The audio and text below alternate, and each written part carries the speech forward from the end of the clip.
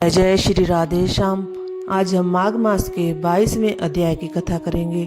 लोमिस जी ने कहा, एक समय देवदूति नामक वैष्णव ब्राह्मण था। उसने पिशाच को मुक्ति दिलाई।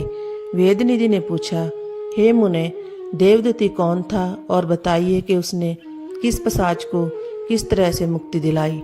लोमिस जी बोले, हे विप्र, देवदूति का आश्रम सरस्वती के तट पर था। वहाँ सभी तरह के पवित्र वृक्ष थे।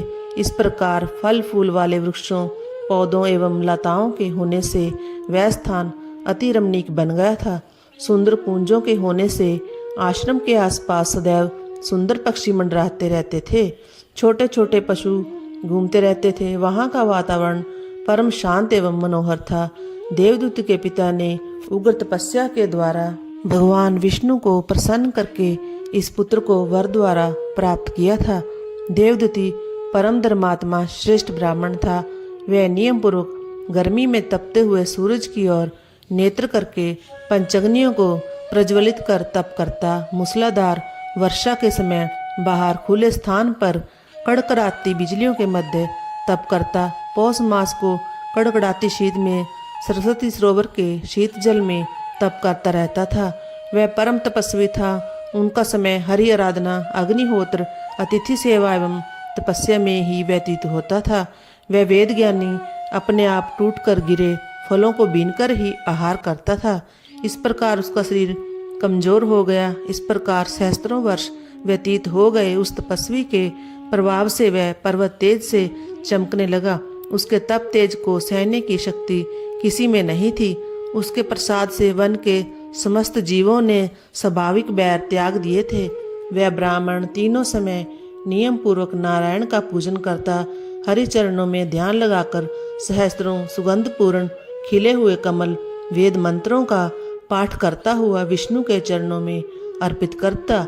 इन समस्त कर्मों के द्वारा वह भगवान विष्णु को प्रसन्न करता। हे विप्र, महर्षि दधीचि के वरदान के कारण ही वह वैष्णव हुआ था। एक बार जब वह वैशाख की एकादशी को हरि पूजन करके स्तुति कर रहा था तो प्रसन्न हो देवादिदेव भगवान स्वयं गरुड़ चढ़कर उसके सम्मुख प्रकट हुए। मेघ के समान नीच क्रांति, चतुर्भुज, विशाल नेत्र, समस्त अलंकारों से विभूषित भगवान विष्णु को अपने सम्मुख खड़ा देख उस ब्राह्मण के नेत्रों में जल आ गया। उसका मन हर्ष से विभोर हुआ, शरीर पुलकायमान हो गया और कृतार्थ हो ब्राह्मण प्रभु के चरणों में बारंबार दंडवत प्रणाम करने लगा। भगवान ने प्रसन्न होकर कहा, देवदूत, तुम मेरे परम भक्त हो। हे निष्पाप, मैं तेरी तपस्या से प्रसन्न हूँ और तुझे वर देने के लिए आया हूँ। जो चाहो वर मांग लो। प्रभु के वचन सुनकर उसने कहा, हे प्रभु, आपके दर्शन से अधिक कोई वर नहीं। योगी, भक्त एवं ज्ञानी आपके दर्शन की कामना करते हैं। आपके दर्शन मात्र से प्राणी के समस्त बंधन कट जाते हैं। जब मुझे आपके दर्शन प्राप्त हो चुके तो अब और क्या वर मांगूं। यदि हे स्वामी आप मुझ पर प्रसन्न हैं और वर देना ही चाहते हैं तब अपनी अचल भक्ति दें। एवं मस्तु कहकर भगवान बोले, ऐसा ही होगा। तेरी भक्ति में कोई विघ्न नहीं होगा। तुम्हारी इस पवित्र कथा को जो भी कोई सुनेगा और कहेगा उसे मेरी भक्ति प्राप्त होगी। उनके धर्म कार्य तथा इच्छा पूर्ण हो गए। इतना कहकर भगवान अंतर्ध्यान हुए और देवदूती उसी समय से नारायण के ध्यान में रम गए।